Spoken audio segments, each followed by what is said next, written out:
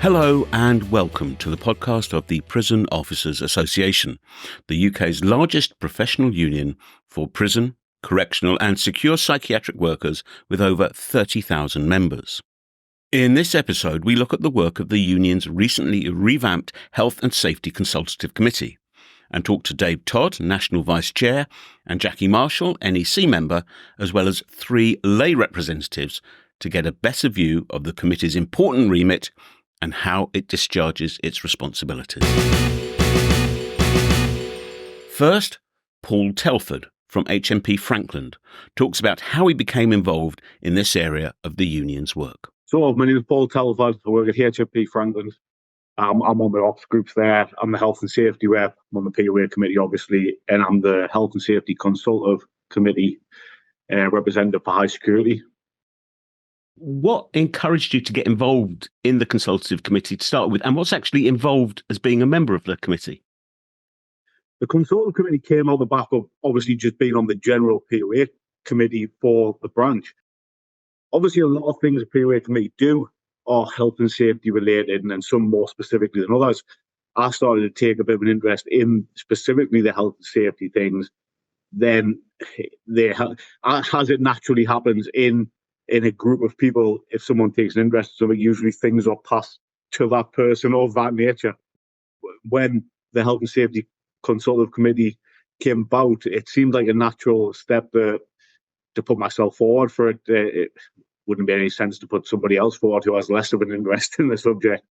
Well, certainly. I mean, the health and safety needs of high security establishments are particular and quite acute, aren't they? So it's important that the voice of members in those establishments is heard. What do you get out of being on the committee? For me, now this will probably sound as corny as anything can sound. I don't like to see people not getting what they should get or what they deserve or the service they deserve or entitled to. That's what goes all the way down to a level of safety that they should expect. And obviously, the prison environment isn't a safe environment by its nature. It's not a safe environment. But I think as the health and safety rep, not necessarily the health and safety consultative committee rep, but as the health and safety rep in a prison, it's the thing that I get most from it is to see that I've got involved in something, someone's had an issue, a concern, I've got involved, and that concern no longer exists because of my involvement. That's the satisfaction I take from what I do. What would you say is the most pressing health and safety issue in your establishment? It's a toss-up. We are doing, at HMP Frankland, we are doing well on health and safety. We can always do better. I'd say it's pretty much one of those subjects that you can never be perfect on. But right now, probably staffing numbers, which probably seems to people who know HMP Frankland is a weird one to say because HMP Frankland probably has the best staffing numbers in the country, I'm going to guess. I mean, that might not be 100% accurate, but it's probably right up there. Staffing numbers do seem to be slowly dropping, and that is noticeable. I'm sure for other establishments that have way worse staffing problems than us, they're even more acutely aware. I feel for them as much as I possibly can feel for anyone, because I know that when we're short, like we'll refer to it as being short in a certain area, a certain job, there's 1 or 2 people not there that should be there. And the safety, the feeling of comfort and safety that you have when everyone that should be where they are is there and they aren't there, the feeling of this isn't as safe as it was isn't a nice feeling. And I feel heartedly sorry for the people who work in other establishments that have that 10 times worse. So, yeah, I think that's probably the biggest problem everywhere. But that in my establishment, it's equally the same. It's just nowhere near as bad as other establishments. I mean, if I had a magic wand and I could fix any health and safety related problem, obviously it's a wider question than just one simple, there you go, fix that individual thing. That would certainly, the staffing numbers in prisons around the country, in my prison, that would certainly be one of them. But as a wider answer to your question, I would improve relationships between health and safety reps and like senior management teams in prisons, which obviously would correlate into staffing numbers improving in certain tasks in prisons. If that relationship was improved, I don't think that there's one size fits all answer to that question, because there's a lot going on in the prison service at the minute. There's health and safety related. It can be improved, and I think we can improve it. I think the Health and Safety Consultative Committee and the health and safety reps, it's in its infancy in terms of the POA using this as a means to improve health and safety, but it can and does have the potential to be a really powerful tool to make members safer, and I hope that it reaches its full potential. Thank you, Paul. Fellow Consultative Committee member Zaz Hussain has a regional perspective on health and safety as a result of his role in HMPPS. My name's Zaz Hussain. I'm from the North East Regional Intelligence Hub, which covers the 5 jails in the north, which is Home House, Lower Newton, Kirk-Levington, Dearbolt and Durham. I work part of their intelligence teams. I work with them. Why did you become involved in the Health and Safety Consultative Committee, and what does your involvement actually mean on a kind of day-to-day basis? So my involvement, basically, it's a passion. I was in a previous life, I was a fire safety advisor or a fire officer for one of the jails I cover, which is Home House. I took that job very passionately, and I want to make the workplace safe as we can for our staff. So that was one of the major reasons why I became part of the Health and Safety Committee meeting. What does your involvement consist of? Is it just going to meetings, or is there like email traffic between meetings? How does it all work? We have a meeting every quarter. Also, we have a lot of actions from the meeting. So we speak to reps for our allocated areas that we have. So there's a couple of jails that I've been allocated, and we speak to the health and safety reps in them jails. And the first protocol is actually if they raise any health and safety concerns through their local channels within the establishment as their management committee, and if things can't get resolved there, then they're brought to our attention, and we bring it up at the Health and Safety Consultative meeting. Right, so the committee as a whole must have a fantastic view, a fantastic perspective on what's going on the health and safety front across the estate. Oh yes, yeah. It's like you say, it's only as good as people report it. And this day and age, there's a lot of issues regarding time for staff to even be sat next to computers and giving us an update of what's going on within the jail itself. What's the best thing that you get out of your involvement in the committee? So the best thing I feel I get out from the committee is it's dealing with serious issues that can't be resolved within establishments, and that's why us as a committee have to get involved and support our trade union health and safety reps within jail. What would you say are the most kind of pressing health and safety issues in the jails that you have a kind of responsibility for? So it's firefighting equipment. Is it in date? What are the risk assessments? Are the hazards being identified on relevant risk assessments? Do fire brigade have a good involvement within the health and safety committee within jails, and things like incident cell fires and things like that? And if you could have, say, a magic wand and you could fix any health and safety problem across the estate as a whole, what do you think it would be?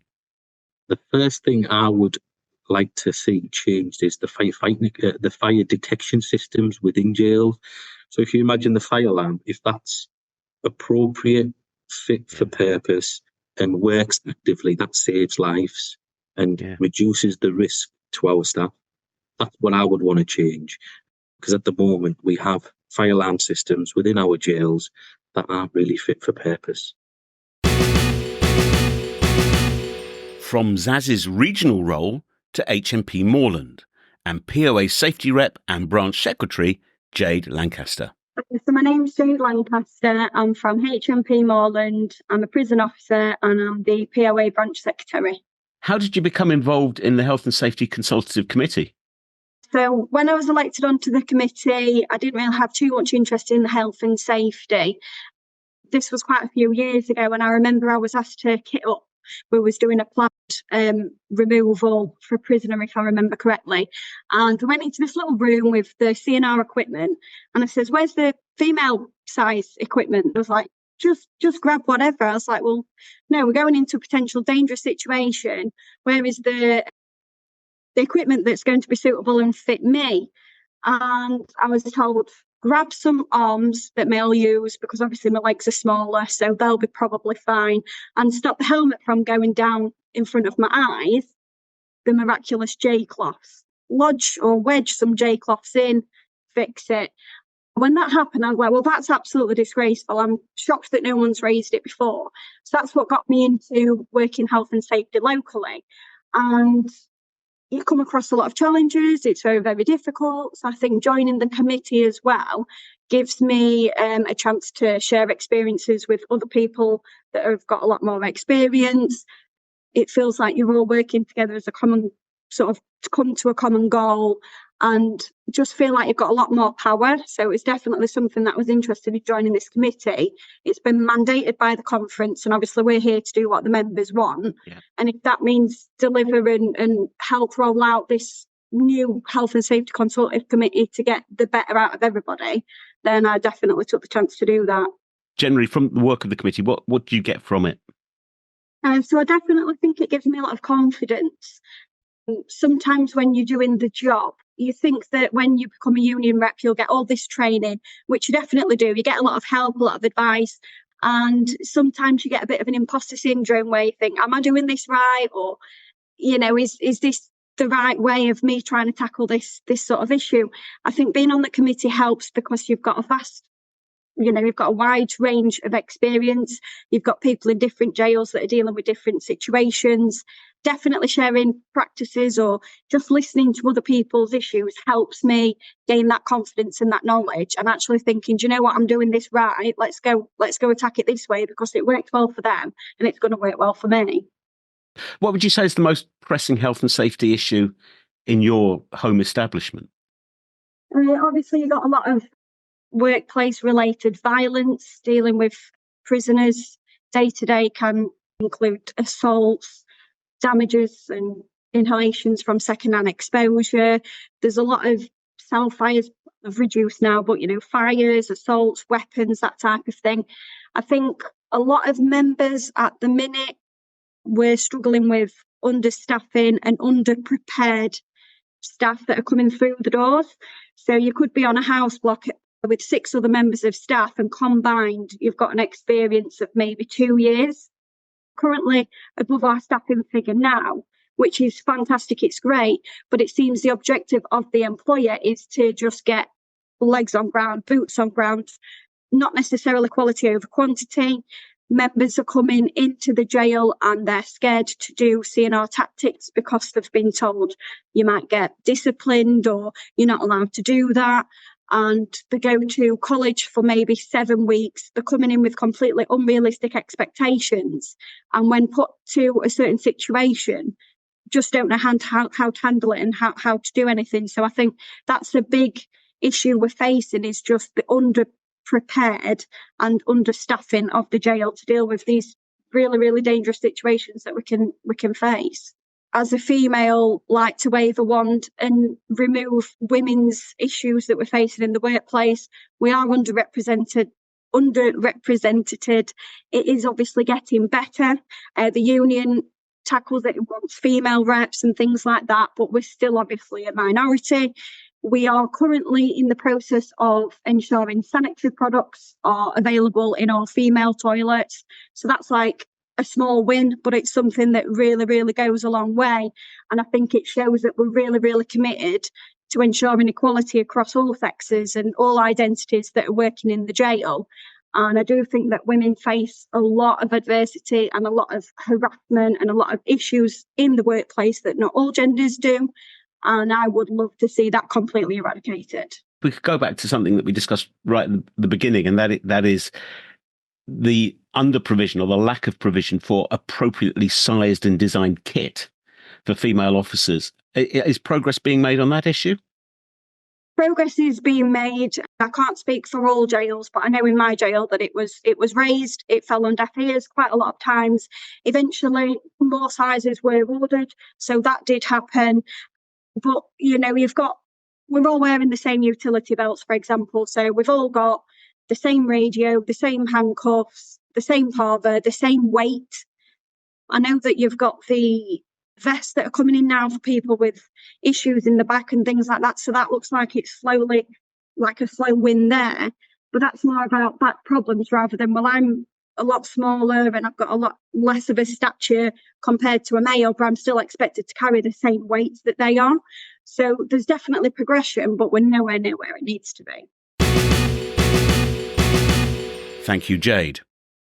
The union's health and safety consultative structures underwent a significant review in 2023.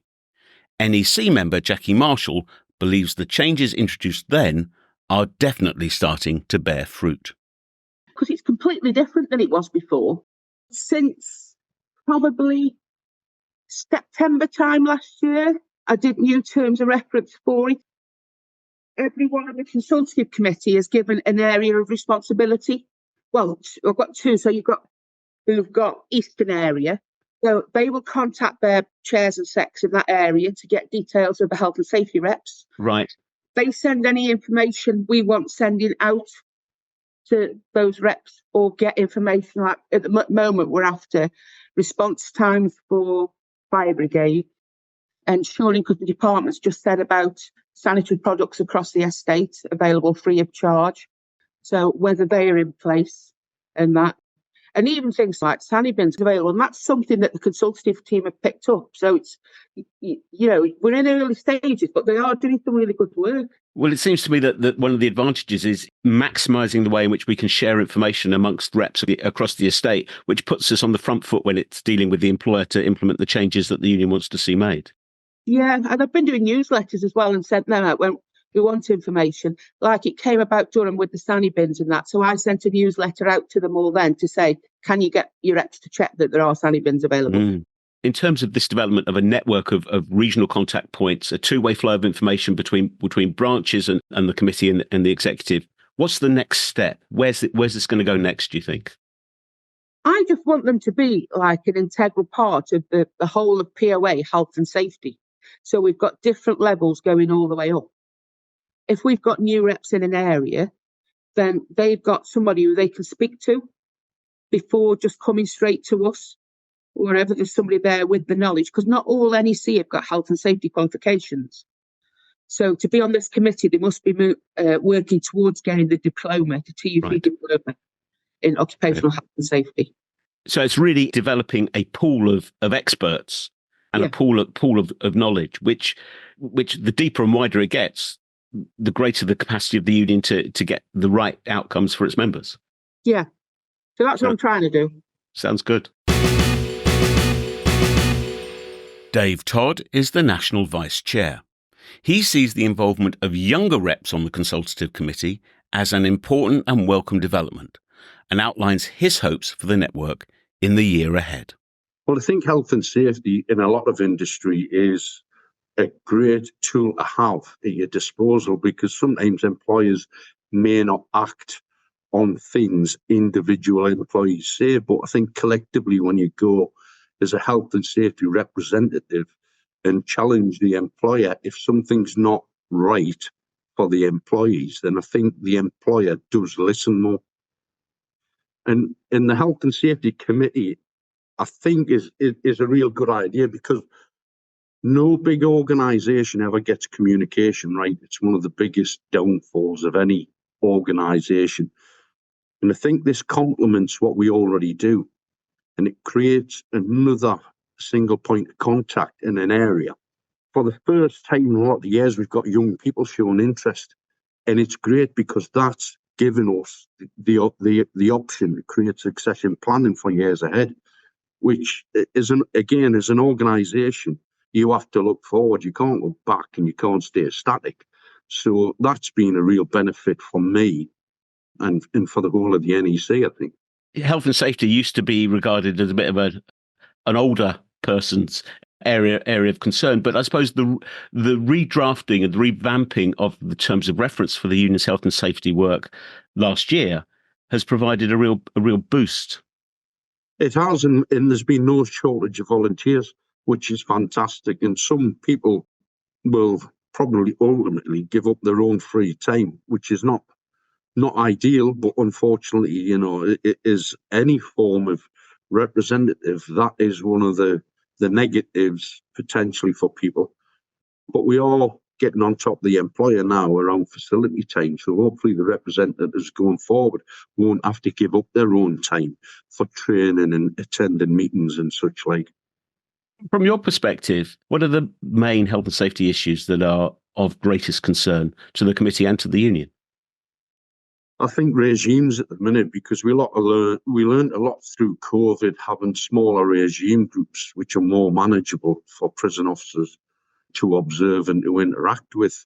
Unfortunately, governing governors, all they see is they want mass unlock again, and that creates a lot of issues through organised crime, drugs, the usual that we learned prior to COVID were creating more issues.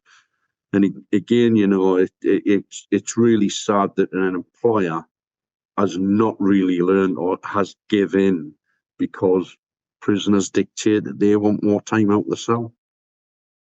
What do you think the solution to that is? Ideally, I suppose many NEC members might think, well, if we could return to the COVID regime, that would be a help. But if that's not going to happen, what are the alternative remedies that could be possible?